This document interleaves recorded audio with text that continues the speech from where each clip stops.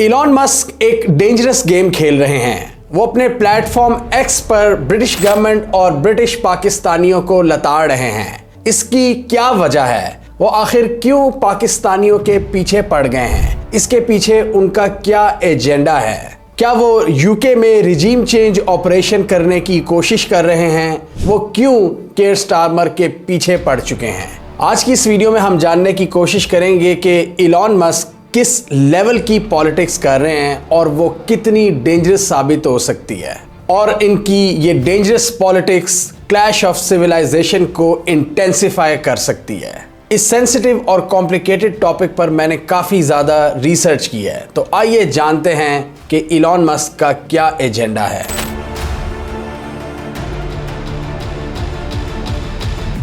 Trump और Elon Musk की दोस्ती का तो हम सबको पता है, और हम देख रहे हैं कि किस तरह इलॉन मस्क ट्रंप को उनकी बहुत सी पॉलिसीज में सपोर्ट करते हैं। सबसे पहले हमारे चैनल ने डिस्कस किया था पाकिस्तान में कि किस तरह इलॉन मस्क ट्रंप की जो एंटी इमिग्रेशन पॉलिसी है उसको सपोर्ट करना शुरू हो गए थे, और मैंने ये चीज़ ट्विटर पर नोट की थी। ये काफ़ी हैरानकुन चीज़ थी कि वो क्यों इतना ज़्यादा एंटी इमिग्रेशन को सपोर्ट कर रहे हैं। ट्रंप की जो पॉलिसीज हैं कि build the wall, America first और इलीगल इमिग्रेशन के हाथ धोकर वो पीछे पड़ गए थे। तो इस चीज़ पर उन्होंने ट्रंप को फुली सपोर्ट किया, और ट्रंप की जो सारी सपोर्ट बेस थी उन्होंने इलॉन मस्क को भी सपोर्ट करना शुरू कर दिया। ट्रंप की जो सपोर्ट बेस है अमेरिका में मिलियंस की तादाद में, उनको मागा सपोर्टर्स कहा जाता है, और मागा ट्रंप का ही नारा है, make America great again. Elon Musk ने ट्रंप को प्रेसिडेंट बनवाने में तो अपना किरदार अदा कर लिया, लेकिन एक तरफ इलॉन मस्क के अपने भी बिजनेसेस हैं। दुनिया का सबसे अमीर तरीन बंदा है वो। स्पेस एक्स उसकी है, ट्विटर उसका है, टेस्ला उसकी है, और बहुत सी ऐसी कंपनीज हैं जो कि इलॉन मस्क चलाते हैं और बड़ा फ्यूचरिस्टिक विजन रखते हैं। मल्टी प्लैनेटरी विजन है कि हमें दूसरे प्लैनेट्स में आबाद होना चाहिए। सोलर के लिए उन्होंने बड़ा काम किया है, ऑनलाइन ट्रांजैक्शन में उनकी बड़ी खिदमात हैं। तो एक बिजनेस है जो उनका फैलता जा रहा है। इन सारे बिजनेसेस को नेक्स्ट लेवल पर लेके जाने के लिए एक पढ़ी लिखी और स्ट्रॉन्ग वर्कफोर्स दरकार होती है, और अमेरिकन्स जानते हैं कि इस वर्कफोर्स को स्ट्रेंथन करने में सिर्फ अमेरिकन्स का किरदार नहीं है, इसमें south Asian, east Asians, Africans और साउथ अमेरिकन्स का किरदार है। यानी डाइवर्सिटी जो हमें टेक प्लेटफॉर्म्स में नज़र आती है, वही इनकी कामयाबी की सबसे बड़ी वजह है सिलिकॉन वैली की। सिलिकॉन वैली जिसमें आपके ये गूगल है, एक्स है, माइक्रोसॉफ्ट है, फेसबुक है, और दूसरी टेक कंपनीज, सिर्फ सोशल मीडिया कंपनीज नहीं, बहुत सी tech companies,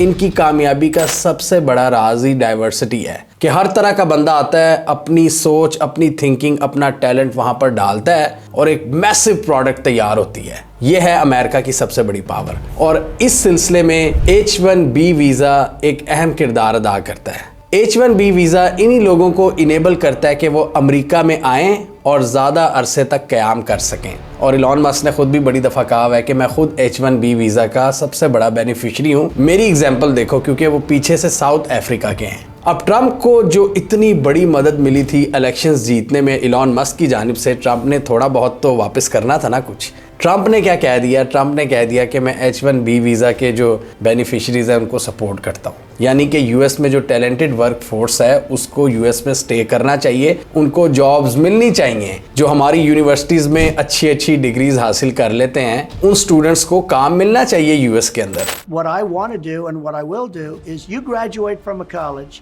I think you should get automatically as part of your diploma a green card to be able to stay in this country. Musk, who was born in South Africa, came to the U.S. as a foreign student, later worked in the U.S. on an H-1B visa. And it's his companies and those of other tech giants who've recently courted Donald Trump which stand to benefit from more H-1B workers in the U.S. अब इसकी वजह से क्या हुआ, एक controversy create होगी, और America में जो मागा सपोर्टर्स थे ना, जो मैंने अभी आपको पहले बताया था, मेक अमेरिका ग्रेट अगेन, वही सारे ट्रंप के जो सपोर्टर्स थे वो नाराज हो गए। अब उन्होंने जी शोर मचा दिया कि भाई हमने आपको इसलिए वोट दिया था कि आप यहाँ पर H1B वीज़ा को सपोर्ट करो। हमने मेक अमेरिका ग्रेट अगेन की बात की थी, आपने अमेरिका फर्स्ट पॉलिसी की बात की थी, आप इन नारों से क्यों पीछे हट रहे हो? आपने अमेरिकन को सपोर्ट करना था, तो आप अब फिर फॉरेन स्टूडेंट्स को और फॉरेन वर्कर्स को सपोर्ट कर रहे हो। इसमें पे बड़ी बहस हो रही है। इसमें जो इलॉन मस्क जैसे लोग हैं वो इसके बारे में एक्सप्लेनेशनें दे रहे हैं कि देखो जी कि हमें इसकी कितनी ज़रूरत है। और देखा जाए तो ये सबसे बड़ा बिजनेस इंटरेस्ट है इन टेक जायंट्स का, जो कि सिलिकॉन वैली में बैठे हैं, और ट्रंप भी सिलिकॉन वैली के सपोर्टर हैं। तो जिन जिन लोगों ने ट्रंप को सपोर्ट किया, ट्रंप उनको पे बैक करना चाहते हैं इस H1B वीज़ा के ज़रिए, लेकिन ट्रंप की सपोर्ट बेस उससे नाराज़ है और वो इलॉन मस्क से भी नाराज़ होना शुरू हो गई और वो कहना शुरू हो गया कि हमने रिग्रेट किया ट्रंप को वोट दे के। ये क्या हो गया? इलॉन मस्क ये भी कहते हैं कि हम टैलेंटेड हार्ड वर्किंग इमिग्रेंट्स को सपोर्ट करते हैं, हम इलीगल इमिग्रेशन के खिलाफ हैं, क्योंकि उनको टैलेंटेड वर्कफोर्स मिलती है जिससे इनकी कंपनियों का फायदा होता है। और ट्रंप ने भी इलॉन मस्क को कुछ ना कुछ तो देना था, कुछ पे बैक करना था। उन्होंने इस सूरत में किया कि जी H1B वीज़ा को सपोर्ट कर दिया। लेकिन इसके बाद जब ये सारी फैन बेस मागा की नाराज़ होती है, इलॉन मस्क ने एक नई चाल खेली ट्विटर पर। इलॉन मस्क ने क्या किया कि सबसे सॉफ्ट टारगेट पे किया, और वो सॉफ्ट टारगेट कौन था? British Pakistanis. इलॉन मस्क ने तकरीबन कोई 17 साल पुराना जो केस था उसको लाकर खड़ा कर दिया और उसकी बेस पर उसने धज्जियां उड़ानी शुरू कर दी हैं ब्रिटिश गवर्नमेंट की और ब्रिटिश पाकिस्तानियों की। किस तरह? ये भी एक नई स्टोरी है, आइए जानते हैं। तो इलॉन मस्क ने यहाँ पर एक बड़ी डेंजरस पॉलिटिक्स खेलना शुरू कर दी है कि जो क्रिटिसिज्म उसे जो ट्रंप के सपोर्टर्स की जानिब से मिल रही थी, और वो ज़्यादातर वही हैं जो वाइट अमेरिकन हैं, और उनमें से कुछ वाइट सुप्रेमिसिस्ट भी हैं जो चाहते हैं कि यहाँ पर लोग ना आएँ। जब उनकी तरफ से गालम गलोच हुई, इलॉन मस्क ने सारा रुख मोड़ दिया बरतानिया की जानिब। ले भाई मैं तो जान छुड़ाऊं। और क्या हुआ? देखते ही देखते जो कुछ लोग तनकीद करना शुरू हुए थे वो एक बार फिर इलॉन मस्क जिंदाबाद के नारे लगाना शुरू हो गए। अब ये पीछे पड़ गए हैं इंग्लैंड के केयर स्टारमर के पीछे। यूके के जो नए प्राइम मिनिस्टर आए हैं, बेचारे अभी जुम्मा 8 दिन हुए नहीं उनको प्राइम मिनिस्टर बने हुए। हमने इस वीडियो में डिटेल्स बताई थी। इनका ताल्लुक लेबर पार्टी से है। केयर स्टारमर की जो पॉलिसीज़ हैं इमिग्रेशन के हवाले से वो थोड़ी एतदाल पसंद है, वो सख्त नहीं है, क्योंकि जो कंजर्वेटिव पार्टी थी, पिछली पार्टी जिसके 5-6 प्राइम मिनिस्टर आए हैं 3-4 सालों में, उनकी थोड़ी सी हार्ड पॉलिसी थी इमिग्रेशन के हवाले से। ये चूंकि लेबर पार्टी है, इनकी इतनी हार्ड पॉलिसी नहीं है। तो यहाँ पे जो राइट विंग पॉपुलेशन है बरतानिया और यूरोप के अंदर, इलॉन मस्क ने अब इनके इमोशंस को हाईजैक करना शुरू कर दिया है और जी लताड़े हैं पाकिस्तानियों को, लताड़े हैं कि जी यहाँ पे हर किस्म के क्राइम में मुलविस है, ये हर तरह की 2 नंबर एक्टिविटीज़ में मुलविस हैं। और ऑब्वियसली हमें पता है एक राइट विंग तबका है यूरोप में, जिसके बारे में हमने आपको इन 2 वीडियोज़ में बताया हुआ है कि इनके अंदर हेट बढ़ती जा रही है। और ये जो क्लैश ऑफ सिविलाइजेशन है ये हम देख रहे हैं कि ये जो राइट विंग पॉलिटिक्स है ना सिर्फ बरतानिया में, यूएस में और यूरोप के अंदर, वो ओवरऑल इंक्रीज कर रही है और इस बेस पर लीडर सेलेक्ट हो रहे हैं। जबकि फ्रांस के इमैनुअल मैक्रोन की बात करें, जो थोड़े से जो सेंट्रिस्ट लोग हैं, जो राइट और लेफ्ट पे इतने नहीं हैं, वो ज़रा परेशान हैं। वो इलॉन मस्क पर तनकीद कर रहे हैं कि जी इलॉन मस्क ये क्या हरकतें करते फिर रहे हैं। अब केयर स्टारमर के बारे में ये क्या कह रहे हैं? मतलब ये तो ऐसे एक्सट्रीम अल्फाज का इस्तेमाल कर रहे हैं कि ब्रिटिश को ठोकने वाला ये बंदा है जिसने उड़ा कर रख दिया है। हालांकि हमें पता है इनको अभी चंद महीने हुए आए हुए। बेसिकली इलॉन मस्क एक इशू को यूज़ कर रहे हैं जो 97 से 2014 तक चला था। बच्चों के साथ ज़्यादतियाँ हुई थी जो माइनर्स थे, और उसमें जब रिपोर्ट बनी थी, जब तहकीकात का आगाज़ हुआ था, तो पता चला था बहुत से उसमें एशियंस मुलविस हैं और पाकिस्तानियों का भी उसमें बहुत बड़ा हाथ था। और केयर स्टारमर उस दौरान 2008 से 13 तक CPS के सरबराह बने थे, क्राउन प्रोसिक्यूशन सर्विसेज, जो कि यूके में क्रिमिनल केसेस को देखता है। तो उस पे ये स्टारमर पर ये इल्ज़ाम लगा रही है ये सारी राइट विंग के इन्होंने जो ज्यादती करने वाले लोग थे इनको छोड़ दिया और विक्टिम्स के हवाले से ब्लेमिंग शुरू कर दी। किस तरह? उन्होंने कहा कि जो विक्टिम्स थे वो तो माइनर थे और उनकी उस वक्त याददाश्त इतनी अच्छी नहीं थी और उनकी गवाही को इतनी क्रेडिबल नहीं है कि उनको माना जा सके। इस बेस पर केयर स्टारमर और उनकी टीम ने कई लोगों को छोड़ दिया शक की बिना पर, मतलब बेनिफिट ऑफ डाउट दिया। और इसमें वो कहते हैं कि बहुत से ब्रिटिश पाकिस्तानियों को भी इन्होंने छोड़ा, और वो बार बार तस्वीरें लगा रहे हैं उन लोगों की। वो जहां पाकिस्तानी का नाम आता है, कोई और बंदा ट्वीट करता है, वो उसको रीट्वीट कर रहे हैं और केयर स्टारमर का नाम ले लेकर लताड़ रहे हैं। इससे क्लियर पता चलता है कि केयर स्टारमर चूंकि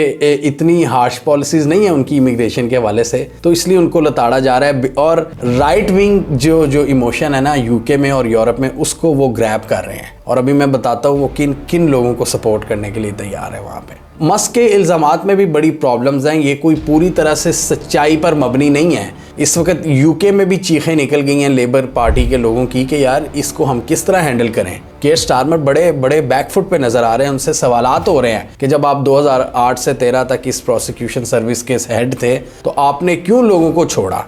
यहाँ पर इलॉन मस्क का जो इल्ज़ाम है उसमें बहुत सी गलतियाँ हैं। एक तो ये कि इसमें सिर्फ पाकिस्तानी नहीं थे और इसमें बहुत से वाइट मैन भी थे जिन्होंने उस तरह के क्राइम्स किए थे, हीनियस क्राइम्स में जो मुलविस थे। लेकिन इलॉन मस्क चूँकि राइट विंग को उन्होंने खुश करना है, वो नाम ले रहे हैं सिर्फ पाकिस्तानीज़ का या मुस्लिम्स का या इधर उधर एशियंस वगैरह का। अच्छा, इंडियंस, नाइजेरियंस और इधर उधर के लोगों का वो नाम क्यों नहीं ले रहे? उन्हें पता है कि उनकी गवर्नमेंट स्ट्रांग है और वो अपने लोगों के पीछे खड़ी हुई हैं और वो उनसे बिजनेस इंटरेस्ट को ख़राब नहीं कर सकते। उन्हें पता है पाकिस्तानियों के पीछे किसने आना है, पाकिस्तान का नाम मैं जितना मर्जी गंदा करी जाऊँ, पाकिस्तान की तरफ से होता भी है, कोई अगर रिस्पॉन्स आना भी हो तो एक बड़ी बोरिंग सी स्टेटमेंट आ जाती है। वही बात है ना, हम कुछ धमका नहीं सकते, हमारे पास कुछ है नहीं कि हम अगले को चुप करा सकें, इसलिए अगला भी हमारी रोलता रहता है। उन्हें पता है कि जी पाकिस्तानी सॉफ्ट टारगेट हैं, पाकिस्तानी हुकूमत ने कौन सा बोल लेना है। इंडियंस को बोल के दिखाए ना ज़रा, इंडिया इनकी ऐसी ही तैसी करके रख देगा, ना सिर्फ इंडियन अवाम बल्कि इंडियन हुकूमत भी। तो वो केयर स्टारमर पर इल्ज़ाम लगा रहे हैं कि जी इन्होंने अदम सबूत का बहाना बनाकर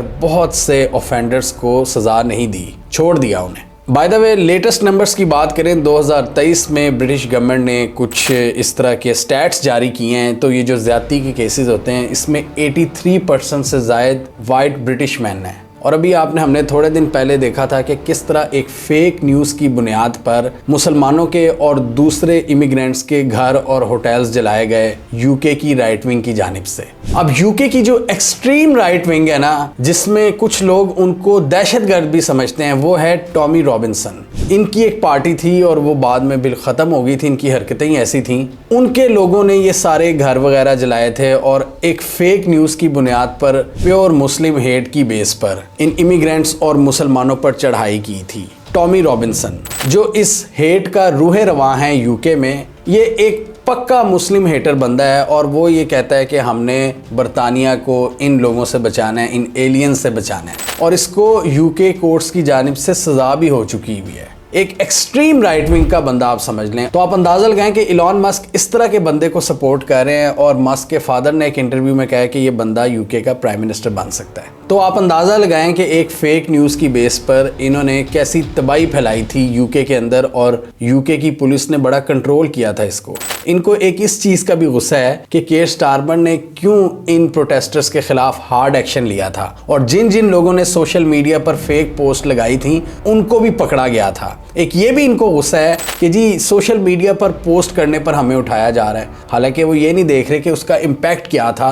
लोगों के घर जल गए थे, लोगों का कितना नुकसान हुआ था, यूके का पूरा अमनो अमान तबाह हो गया था। आप इस वीडियो में देख सकते हैं। मतलब वो थी तो सोशल मीडिया एक्टिविटी, लेकिन उसकी वजह से वो कितने जज्बात उभारने वाली थी। और अब अनफॉर्चुनेटली इलॉन मस्क भी यही हरकतें कर रहे हैं। Elon Musk extreme right wing लोगों के जज्बात से खेल रहे हैं और उनको बहुत ज़्यादा कंटेंट दे रहे हैं उनको कि वो उससे अफेक्ट हों। और इलॉन मस्क को ये समझना चाहिए कि उनकी एक बहुत बड़ी फॉलोइंग है जो उनको फॉलो करती है, और इलॉन मस्क की एक किस्म की कल्ट फॉलोइंग है, जो वो कहते हैं लोग उसको अंधाधुंध मानते हैं। तो अब मैं देख रहा हूँ कि इस बेस पर पूरी यूके की पॉलिटिक्स एक्टिव हो गई है और बहुत से कंजर्वेटिव जो पार्टी के मेंबर्स हैं वो इलॉन मस्क के साथ खड़े होकर केयर स्टारमर को लताड़े हैं। उनको एक अच्छा पॉइंट मिल गया है कि अपना जो मुखालिफ है केयर स्टारमर लेबर पार्टी का, उसकी हम छितरौल करें इलॉन मस्क के बैनर तले। इलॉन मस्क मतलब इस लेवल पे वो खेल रहे हैं, वो किसी और ही ऑरा में हैं। वो समझ रहे हैं कि जी अभी यूएस में उन्होंने बड़ी मदद की है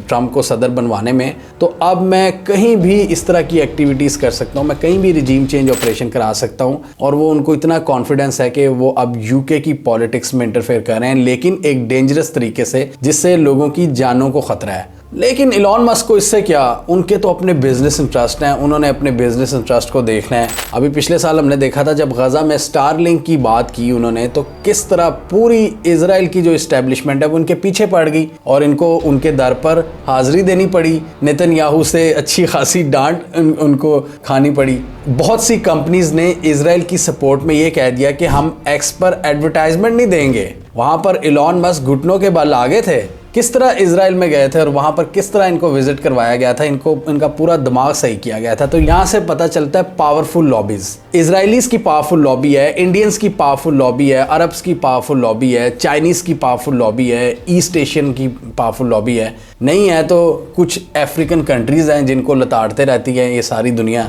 या पाकिस्तान। अब पाकिस्तानियों के ये पीछे पड़े हुए हैं और बाकियों से ये पंगा नहीं ले सकते, बाकियों का नाम नहीं ले सकते। हालांकि दूसरे लोग भी मुलविस हैं इसी तरह के क्राइम्स में, लेकिन नाम लिया जा रहा है तो सिर्फ ब्रिटिश पाकिस्तानियों का, क्योंकि उन्हें पता है कि ये हमारे लिए एक सॉफ्ट टारगेट साबित हो सकते हैं। इसके अलावा यूके की पॉलिटिक्स में एक और प्लेयर है नाइजल फराज, जिसकी रिफॉर्म पार्टी है, जिसने ब्रेग्जिट करवाया था।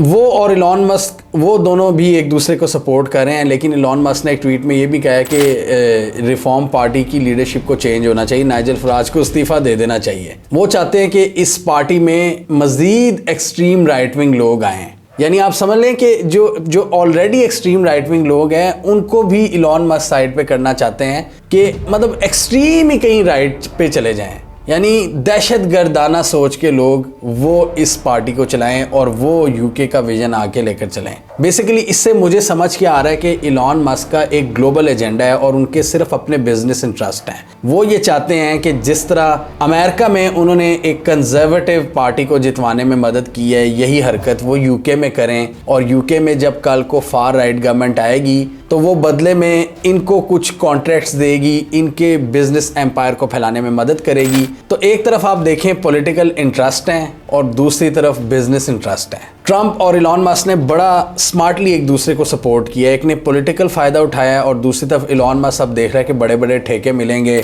बहुत सी सब्सिडीज मिलेंगी, इनका एक्स प्लेटफॉर्म ऊपर जाएगा, स्पेस एक्स ऊपर जाएगा। वो तो नासा को पीछे छोड़ना चाह रहे हैं भाई। तो अब आप अंदाजा लगाएं, अब उनका नेक्स्ट टारगेट है यूके। पहले उनकी वो इलामा इकबाल का शेर है ना कि मोहब्बत मुझे उन जवानों से है सितारों पर जो डालते हैं कमांद।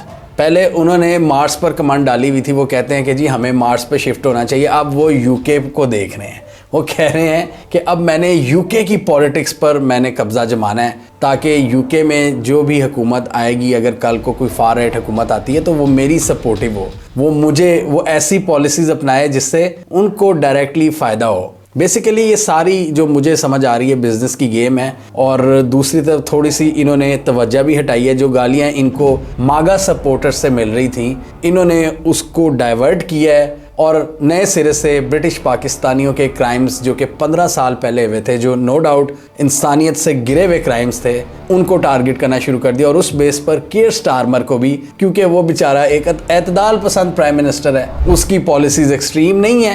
वो कहते हैं भाई तुम एक्सट्रीम हो। इलॉन मस्क को क्या पता, वो तो एक अरबों में खेलने वाला बंदा है, उसको क्या पता कि उसकी ट्वीट से कितना नुकसान हो सकता है, कितने लोगों के लिए मुश्किलात में इजाफा हो सकता है और जो नफरत है वो फैल सकती है। कल को ये राइट विंग लोग मजीद पंगे करेंगे मुस्लिम्स के साथ, इमिग्रेंट्स के साथ, वो वापस उन पर फिर हमले करेंगे। हालांकि आप देखें तो हम बात यही करते हैं अक्सर पाकिस्तान में कि यार बेचारे पाकिस्तानी या ये जो कि बाहर के मुल्क जाके बंदे के पुत्र बन जाते हैं, इनमें कुछ ज़्यादा जिगरा नहीं होता बाहर क्राइम करने का। पॉइंट मेरा ये है कि क्राइम हर तरह का बंदा करता है, चाहे लोकल हो या बाहर से आया हुआ हो। इसमें आप कोई इल्ज़ाम नहीं लगा सकते कि स्पेशल कोई एथनिसिटी है वो उस क्राइम में मुलविस है। हाँ, किसी की प्रोपोर्शन ज़्यादा हो सकती है कि अगर 100 लोग थे तो उसमें से जी 10 पाकिस्तानी है, तो प्रोपोर्शनैलिटी उनकी ज़्यादा होगी किसी स्पेसिफिक क्राइम में। लेकिन इसका ये मतलब नहीं है कि सिर्फ पाकिस्तानी करते हैं। आप अभी की स्टैट्स उठा के देख लें, इसमें ब्रिटिश वाइट मैन भी मुलविस हैं, इसमें इंडियंस भी हैं, इसमें चाइनीज़ भी हैं, अफ्रीकन्स भी हैं, साउथ अमेरिकन्स भी हैं। हर तरह के क्राइम में हर तरह का बंदा मुलविस होता है। नो डाउट कुछ नेशंस अच्छी भी होती हैं, लेकिन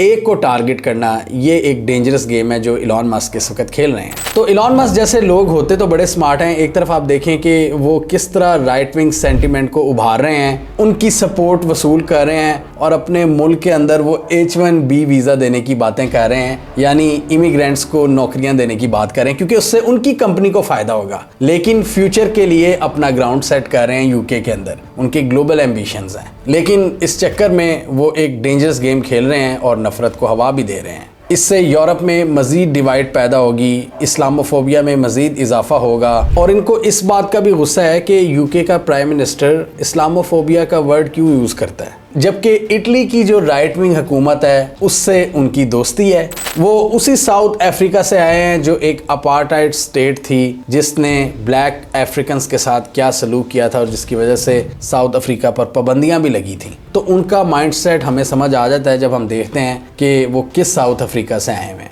जिसकी बुनियादें रेसिज्म पर मबनी थी और उनके लिए इस लेवल की रेसिज्म शायद एक कैजुअल चीज़ है। हमें कमेंट सेक्शन में बताइए आपके ख्याल में क्या इलॉन मस्क अपने ग्लोबल एम्बिशंस को पूरा कर सकेंगे? क्या अपनी तनकीद का रुख जो उन्होंने ब्रिटिश हुकूमत की तरफ किया है और ब्रिटिश पाकिस्तानीज की तरफ, क्या उसका यही एजेंडा है, यही मकसद है जो मैंने आपको बताया है कि अपने मुल्क में उनकी H1B वीज़ा की वजह से जो बैशिंग हो रही थी उसको डाइवर्ट करना, या उससे बड़ा मकसद उनके बिजनेस एम्बिशंस हैं? आपके ख्याल में इलॉन मस्क ऐसा क्यों कर रहे हैं? वो अपने बिजनेस इंटरेस्ट की वजह से ऐसा कर रहे हैं या वो पूरी दुनिया पर पीछे से हुकूमत करने का ख्वाब देख रहे हैं? कमेंट कीजिए। इसके अलावा हमारा यूट्यूब चैनल सब्सक्राइब करना, साथ ही वो बेल आइकॉन भी दबा लें ताकि वो स्टोरीज दुनिया भर से और पाकिस्तान से जिनकी मेन स्ट्रीम मीडिया पर प्रॉपर कवरेज नहीं होती, हमारे प्लेटफॉर्म के थ्रू आप तक टाइम पर पहुंच जाए।